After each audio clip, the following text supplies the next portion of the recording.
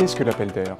L'appel d'air, c'est pour partie une réalité, c'est surtout une théorie. Et toute la question est de savoir les conséquences que l'on en tire en termes de politique publique. Car les migrations n'ont pas besoin d'appel pour se produire. Elles sont le fait de l'activité naturelle des femmes et des hommes, ou alors le fait de la contrainte, la misère, les persécutions, les dégâts environnementaux.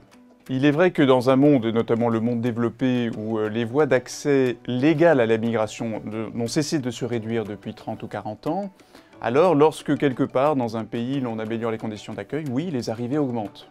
La tentation de longue date dans de nombreux pays est d'en tirer la conséquence qu'il faudrait dégrader les conditions d'accueil de manière à dissuader ces arrivées. Or, tout démontre que l'effet de dissuasion n'existe pas, mais qu'en revanche, l'atteinte à la dignité de ces hommes, de ces femmes, de ces enfants, et des sociétés d'accueil est réel. Et donc l'enjeu est d'en tirer les bonnes conséquences de politique publique.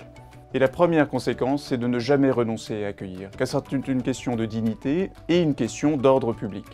Mais il faut le faire en ayant la lucidité sur la réalité des désordres, sur l'action des filières, et donc prendre des précautions. Sinon, les meilleures intentions sont parfois débordées.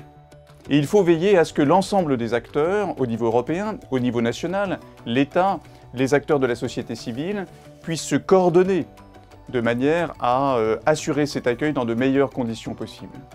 Et puis surtout, la véritable solution est bien d'organiser des voies de migration légales, de manière à mettre en œuvre le droit d'asile, à assurer une protection humanitaire, à garantir la migration de travail dans des limites que les pays ou les groupes de pays sont en droit de mettre en œuvre conformément à leurs obligations internationales.